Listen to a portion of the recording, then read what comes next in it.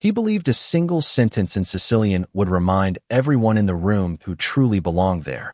But before the night was over, the only person questioning where she belonged would be him. The Romano family's favorite restaurant sat above the cliffs overlooking the Atlantic, where floor-to-ceiling windows reflected the amber glow of chandeliers across polished marble floors and crystal glasses worth more than most people earned in a month. Every Thursday evening, the city's most influential businessmen gathered beneath the warm light, sharing expensive meals, quiet negotiations, and traditions older than the building itself. Nobody noticed the young black waitress carrying a silver tray between the tables except when they needed another glass filled or another plate removed. That was exactly how Amara Brooks preferred it. Invisible people heard everything. Invisible people learned everything. She moved with calm precision through the dining room, her crisp black uniform perfectly pressed, her natural curls gathered neatly beneath a simple headband, her expression warm but restrained.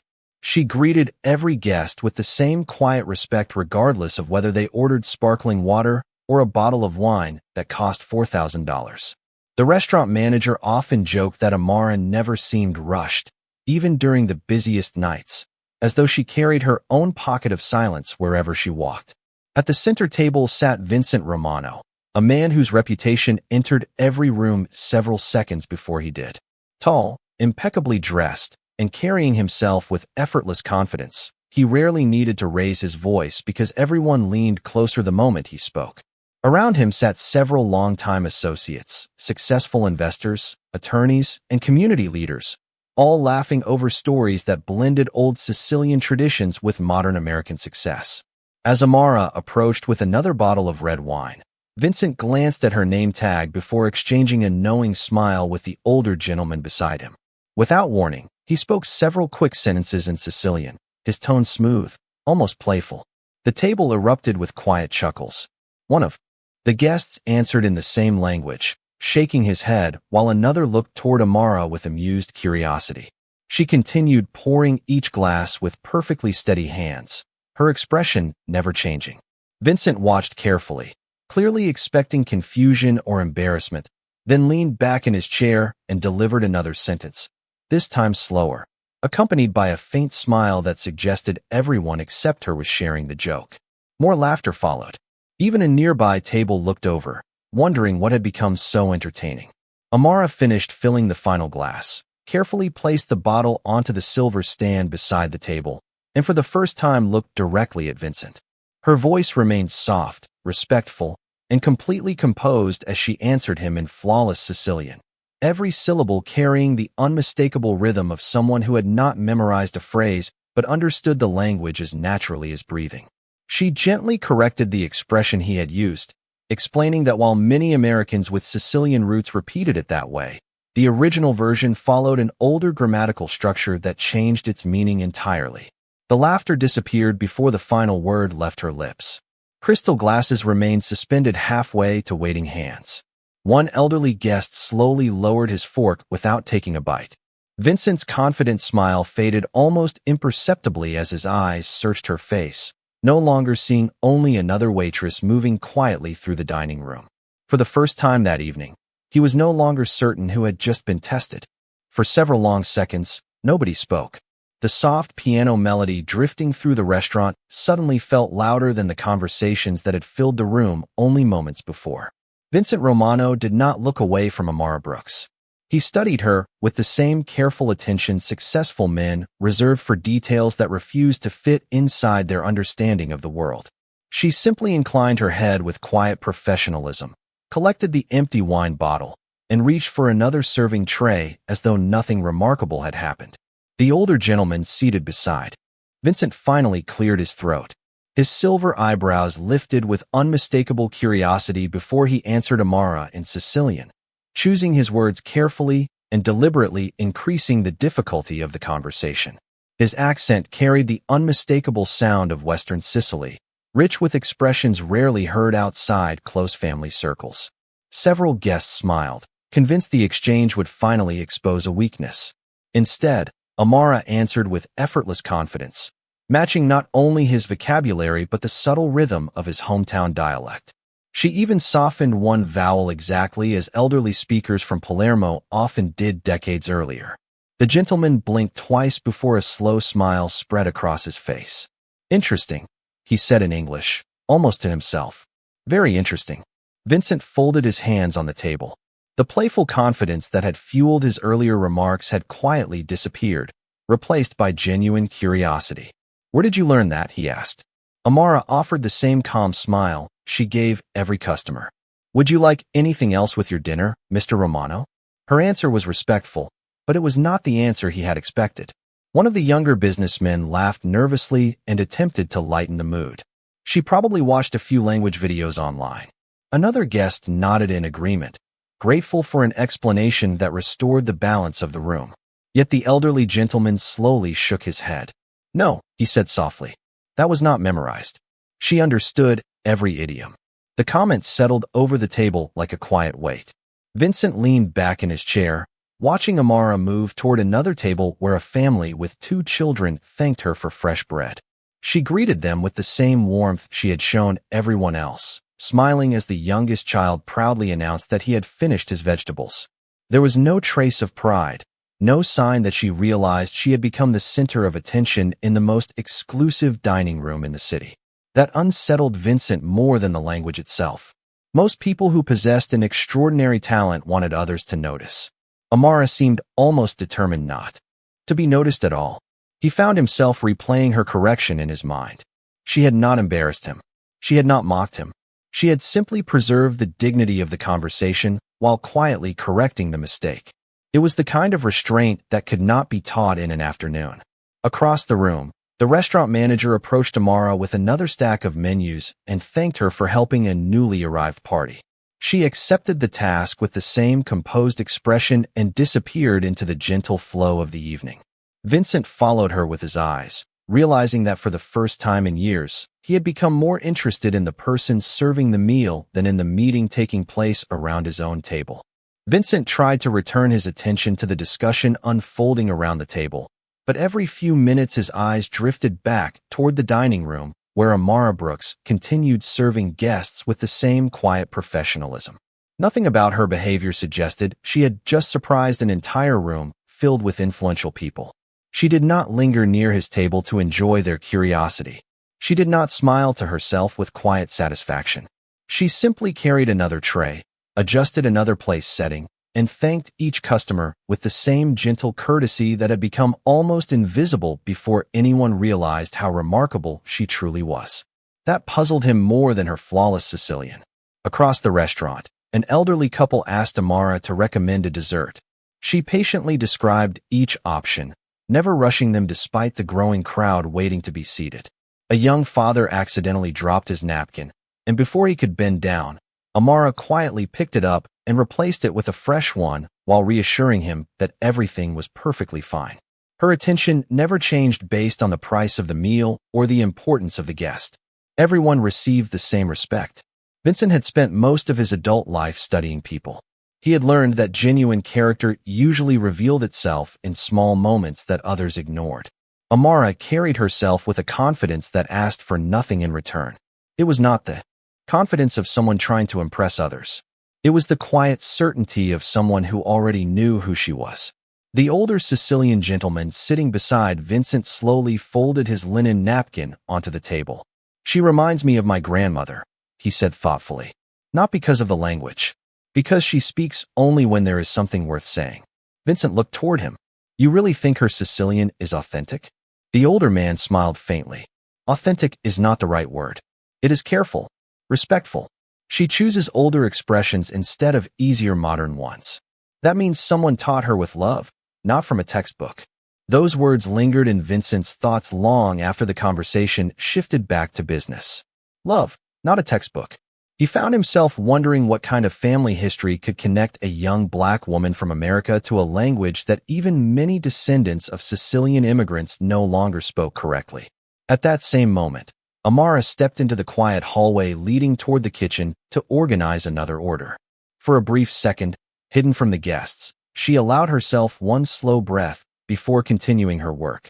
The familiar sounds of dishes, quiet conversations, and soft jazz blended together, carrying memories she rarely allowed herself to revisit. She remembered sitting beside her grandmother every Sunday afternoon in a small brick house outside Baltimore. While neighbors watched football games and children played in the streets, her grandmother filled the kitchen with stories from a tiny Sicilian village where every proverb carried a lesson and every expression preserved a piece of family history. She had insisted that language was more than vocabulary. It was gratitude. It was memory. It was respect for those who came before.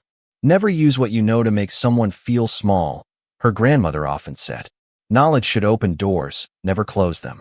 Those words had shaped Amara long before she learned how quickly people judged appearances.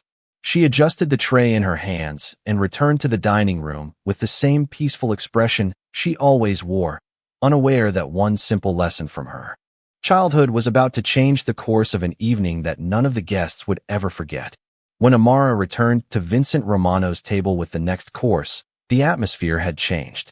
The earlier laughter had vanished, replaced by quiet curiosity that lingered beneath every polite smile. Crystal glasses caught the golden light as conversation slowed, each guest pretending to focus on dinner while secretly waiting to see what would happen next. Vincent noticed the silence as clearly as anyone else.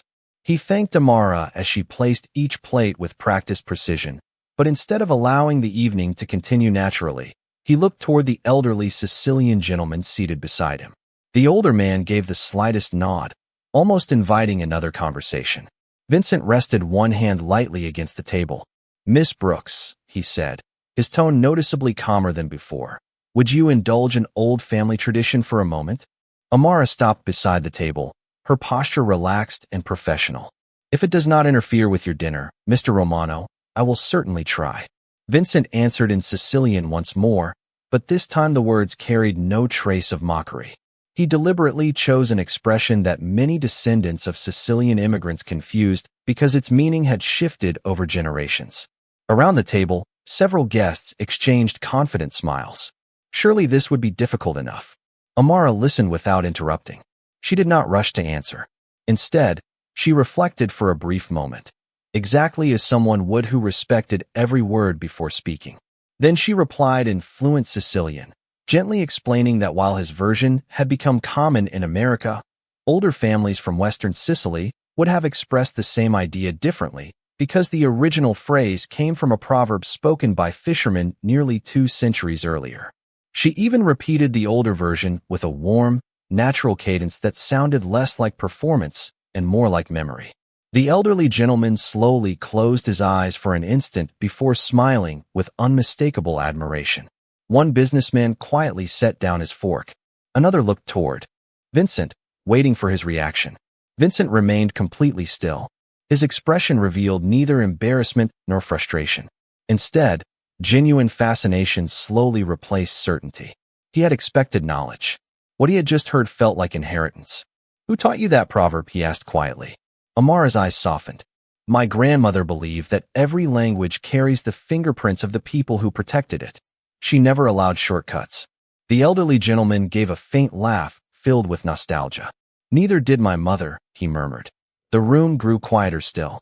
Even servers passing nearby instinctively lowered their voices, sensing that something meaningful was unfolding. Vincent studied Amara more carefully than ever before. He realized she never answered with the smallest hint of superiority. Every correction had protected the dignity of the listener instead of displaying her own intelligence. That quality impressed him far more than perfect pronunciation ever could. Across the dining room, several guests had begun whispering to one another, trying to guess who this remarkable young waitress really was. Some assumed she must secretly be a professor. Others imagined she had lived overseas for years. None of their explanations felt complete.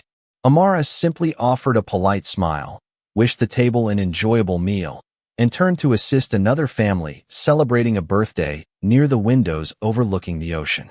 Vincent watched her walk away once again, but this time his curiosity had become something deeper. For the first time in many years, he realized he was no longer searching for an answer to a question. He was beginning to question the assumptions that had led him to ask it in the first place. Anyway, the evening continued, but the rhythm of the restaurant had quietly shifted. Conversations resumed. Silverware gently touched porcelain. and the musicians in the corner played another familiar jazz standard, yet an invisible thread now connected countless glances back toward Vincent Romano's table. People who had arrived expecting an ordinary business dinner had become witnesses to something far less predictable. Vincent rarely allowed curiosity to linger unanswered, and those who knew him recognized the thoughtful silence that had replaced his earlier confidence. As Amara delivered another course to a nearby table, the elderly Sicilian gentleman rose slowly from his chair. Despite his age, he carried himself with quiet dignity earned through decades of experience. He crossed the room at an unhurried pace until he stopped beside the service station where Amara was arranging fresh coffee cups. "Young lady," he said warmly, "would you honor an old man by settling a disagreement that has existed in my family for nearly 40 years? Amara looked up with polite surprise. "If I can help, I would be happy to try." The gentleman smiled before speaking entirely in Sicilian, reciting a lengthy proverb filled with regional expressions, forgotten vocabulary, and subtle changes in pronunciation that left several nearby diners completely lost. Even some of Vincent's associates quietly admitted they understood only fragments. Amara listened with complete attention, never interrupting a single word. When he finished, she smiled gently. Instead of immediately translating the proverb, she began explaining where it most likely originated, describing how neighboring villages had preserved slightly different versions depending on local fishing traditions and seasonal harvests. She pointed out one expression that had gradually disappeared after families immigrated to America because there was no direct English equivalent for the emotion it described. Then, with remarkable grace, she repeated the proverb using the older pronunciation while carefully preserving its original rhythm. The elderly gentleman's eyes widened. He pressed one hand lightly against his chest as though an old memory had suddenly returned. "That," he whispered in English, "is exactly how my grandmother used to say it when I was a little boy." The surrounding tables grew noticeably quieter. Several guests who had not paid attention earlier now watched openly. Vincent remained seated, his gaze never leaving Amara. He was no longer evaluating her knowledge. He was watching the effect she had on everyone around her. The elderly gentleman smiled with unmistakable affection. "Do you know why that proverb matters?" he asked. Amara nodded. "Because it reminds us that wisdom should travel farther than pride." The words survived because people shared them with kindness instead of using them to prove they were smarter than someone else. The gentleman laughed softly, his eyes suddenly glistening beneath the restaurant lights. "Your grandmother was a remarkable teacher." Amara lowered her eyes respectfully. She believed every language should make people feel welcome, never excluded. Those simple words settled over the dining room more powerfully than any speech could have. Vincent slowly looked around the room and realized something extraordinary had happened. Nobody admired Amara because she knew an ancient dialect. They admired her because she carried extraordinary knowledge with extraordinary humility. For perhaps the first time in many years, Vincent found himself wondering whether true influence came from being the loudest voice in the room or from quietly making every person around you feel respected. The restaurant slowly returned to its familiar rhythm, yet something invisible had changed. The polished dining room no longer felt divided between important guests and attentive staff. Every person who had witnessed the conversation now carried the same quiet question. Who was Amara Brooks before she became a waitress? Vincent Romano remained unusually silent, absent-mindedly turning the stem of his wine glass between his fingers while the conversations around him drifted in and out of his attention. Numbers, contracts, and future investments suddenly seemed less interesting than the woman who had calmly transformed an evening of casual assumptions into an unexpected lesson in humility. One of his closest associates finally leaned toward him and spoke softly enough that only their table could hear. "Should I have someone look into her background?" It was a routine suggestion. Vincent had investigated business partners, competitors, and even charitable organizations before agreeing to support them. Learning more about someone had always been part of understanding them. He considered the question for several long seconds before slowly shaking his head. "No," he answered. "Not tonight." His associate looked surprised. Vincent rarely ignored unanswered questions, yet something about this situation felt different. He realized that if he ordered an investigation now, he would learn facts, addresses, employment records, and education. None of those things would explain why someone with remarkable knowledge chose to spend her evening making strangers feel comfortable instead of proving how exceptional she was. Across the dining room, Amara noticed an elderly couple struggling to read the dessert menu beneath the dim evening lighting. Without being asked, she quietly brought a small table lamp closer so they could see more easily. She never mentioned the thoughtful gesture or waited for appreciation. A few minutes later, she helped a nervous young employee carry an overloaded tray into the kitchen, offering gentle encouragement instead of criticism when the young server apologized for making mistakes. Every action reflected the same lesson her grandmother had repeated throughout her childhood. Knowledge meant very little if kindness did not accompany it.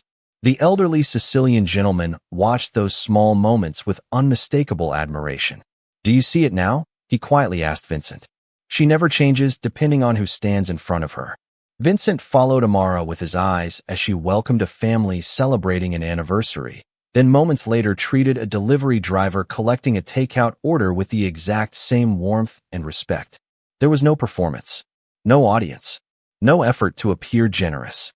It was simply who she was. The realization settled heavily in his thoughts. Earlier that evening, he had assumed language represented education. Now he understood it represented character. Anyone could memorize vocabulary. Far fewer people could carry themselves with such consistent grace. As coffee was served and dessert plates began arriving throughout the restaurant, Vincent slowly stood from his chair. Several guests instinctively looked toward him, expecting another conversation in Sicilian or another question designed to test Amara's remarkable abilities. Instead, he quietly crossed the dining room alone until he reached the service station where she was carefully arranging clean cups for the next table. She looked up with the same professional smile she had offered every guest that evening. Before speaking, Vincent paused for a brief moment, realizing that for perhaps the first time in many years, he was approaching someone not because he wished to measure their worth, but because he hoped to better understand the quiet strength that required no introduction at all. Vincent stopped a respectful distance from the service station, waiting until Amara finished placing the final coffee cup onto the polished silver tray before speaking. "Miss Brooks," he said quietly, "may I ask you something that has nothing to do with tonight's service?"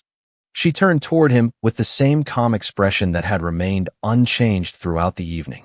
"Of course, Mr. Romano." For a brief moment, neither of them spoke. The soft clink of dishes and distant conversations filled the silence between them. Vincent realized he had entered the conversation carrying assumptions and was now searching for understanding instead. "Why did you never tell anyone you speak Sicilian?" he finally asked. "Someone with your knowledge could have built an entirely different career." Amara smiled gently, but there was no sadness in her eyes, only quiet certainty. "Because language is something I inherited, not something I own. My grandmother never treated it like a trophy. She treated it like a family recipe. You share it when it helps someone. You do not display it just to receive applause." Vincent absorbed every word without interruption. "But surely people underestimate you." Amara nodded slightly. "Sometimes they do. Does that not bother you?" She looked through the large windows where waves rolled quietly beneath the evening sky before answering. "When I was younger, it bothered me every day. I thought I had to prove people wrong. Then my grandmother asked me a question I never forgot. She said, if someone mistakes a diamond for ordinary glass, does the diamond lose its value, or does the person simply fail to recognize it?" Vincent lowered his eyes for a moment.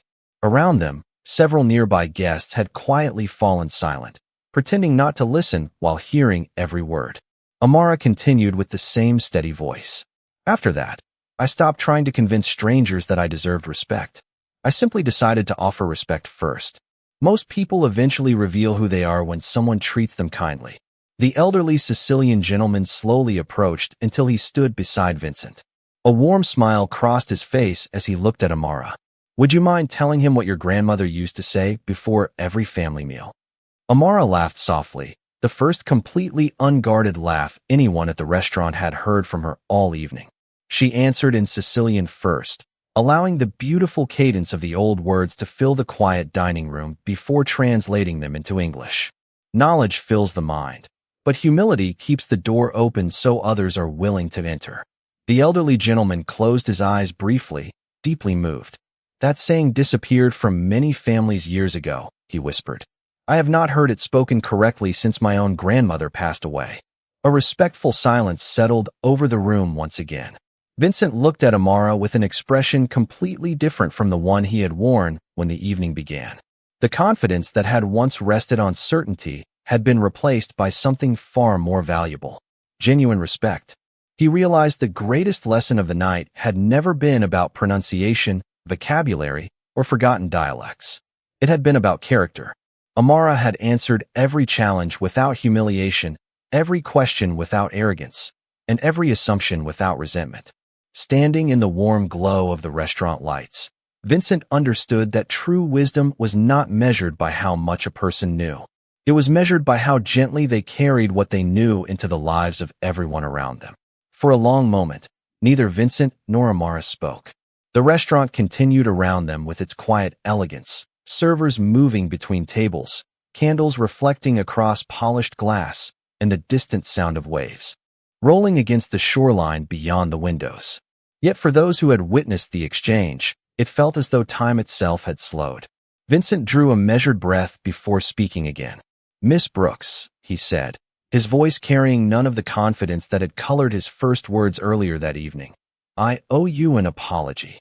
The surrounding conversations faded almost instantly. Nobody expected those words from a man who had spent years leading every room he entered. Amara met his eyes without triumph or surprise. She simply listened. Vincent continued, "When you approached our table tonight, I believed I already understood who you were. I allowed assumptions to speak before respect did. That was my mistake, not yours." His words were calm, sincere, and free from excuses. Amara answered just as gently, "Thank you, Mr. Romano. It takes courage to admit when first impressions are incomplete." Vincent smiled faintly. "You make it sound much easier than it feels." She returned the smallest smile. "My grandmother used to say that pride becomes lighter the moment we stop carrying it." The elderly Sicilian gentleman chuckled softly beside them. "Your grandmother was wiser than many professors I have known."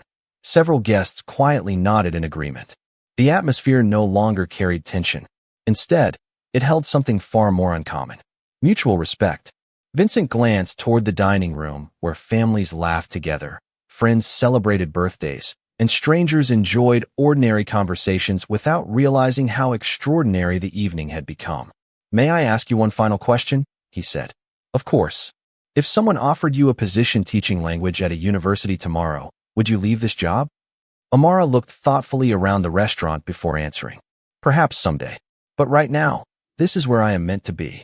Vincent seemed genuinely puzzled. "Even after everything that happened tonight?" She nodded. "Every table is different. Every guest carries a different story. Some need a meal. Some need patience. Some need kindness. Tonight, one guest needed a reminder that assumptions can never replace understanding. I was simply doing my job." Her answer settled quietly over everyone listening. No one could find a single word that sounded rehearsed or self-important. It was spoken with the same quiet honesty that had guided every conversation since the evening began. The restaurant manager, who had watched everything from a respectful distance, approached with visible pride. "Amara," he said warmly, "your shift officially ended 20 minutes ago." She blinked in surprise before laughing softly. "I suppose I lost track of time." "I believe everyone did," he replied with a smile. Vincent reached for the bill resting on the table, signed it without hesitation, then paused before standing. Instead of leaving immediately, he turned toward the manager. "If you value employees who represent your restaurant with dignity, wisdom, and grace, then you have someone truly exceptional." The manager smiled. "We have known that for a long time." Vincent looked back at Amara one final time. Earlier that evening, he had seen only a waitress carrying a tray. Now he saw a woman whose quiet character had transformed an entire room without raising her voice, demanding recognition, or making anyone feel small. As he walked toward the exit beneath the warm amber lights, he realized that the greatest lessons rarely arrived from the loudest people. More often, they came from those who never felt the need to announce how much they knew. The cool evening air drifted into the restaurant as the front doors opened, carrying the distant sound of waves and the faint scent of salt from the ocean below. Vincent Romano paused with one hand resting on the polished brass handle before turning back one last time. Amara Brooks had already returned to work, greeting newly arrived guests with the same welcoming smile she had offered everyone else throughout the evening. Nothing about her posture suggested she had changed because of what had happened. She was not searching the room to see who had noticed her. She was not replaying the conversations in her mind. She simply continued serving people with quiet excellence, as though kindness itself was the most ordinary thing in the world. Vincent watched silently for several seconds before walking back across the dining room. His associates looked at one another with puzzled expressions as he stopped beside Amara once more. This time he did something none of them had ever expected. He extended his hand with genuine respect. "Thank you," he said simply. "Not for correcting my Sicilian. Thank you for reminding me that respect should always come before judgment." Amara accepted the handshake with quiet grace. "You are very welcome, Mr. Romano." There was no celebration, no dramatic applause, only a peaceful silence that somehow carried more meaning than words ever could. The elderly Sicilian gentleman smiled warmly before lifting his coffee cup in a quiet toast. Several nearby guests followed without being asked. One after another, glasses were gently raised around the dining room, not to honor power, wealth, or influence, but to recognize humility wherever it appeared. The restaurant manager looked around with quiet amazement. In all his years welcoming distinguished guests, he had never witnessed a room become united by something so simple. A young server standing near the kitchen whispered to another employee, "I hope I remember tonight for the rest of my life." The other server nodded. "I think all of us will." Vincent finally stepped outside beneath the warm glow of the entrance lights. As his driver opened the car door, he remained standing for another moment, looking back through the large windows where Amara continued moving gracefully between the tables. The restaurant looked exactly as it had when he first arrived. The same chandeliers, the same crystal glasses, the same polished floors. Yet he understood that the only thing which had truly changed was the person leaving the building. Some lessons arrived through success. Others arrived through failure. The most valuable ones arrived through unexpected humility. Inside, Amara helped an elderly couple gather their coats before wishing them a safe drive home. She thanked a family celebrating an anniversary and congratulated a little girl who proudly showed everyone the drawing she had colored during dinner. Every interaction reflected the same quiet belief her grandmother had planted years before in a small American kitchen where old Sicilian stories still lived. Respect was never something reserved for people with impressive titles or expensive suits. It belonged equally to every person willing to offer kindness before judgment. As the final guest slowly departed and the lights softened across the nearly empty dining room, the evening settled into memory with remarkable peace. No one would remember how expensive the wine had been or what business had been discussed over dinner. They would remember the calm voice of a young waitress who answered arrogance with grace, assumptions with wisdom, and curiosity with compassion. And long after the last candle had been extinguished and the final chair tucked beneath its table, everyone who had witnessed that quiet exchange carried home the same unforgettable truth. That night, no one discovered what dignity looked like because it had been standing beside them all along, wearing a simple black uniform, speaking with humility, and proving that true greatness never needs to announce itself.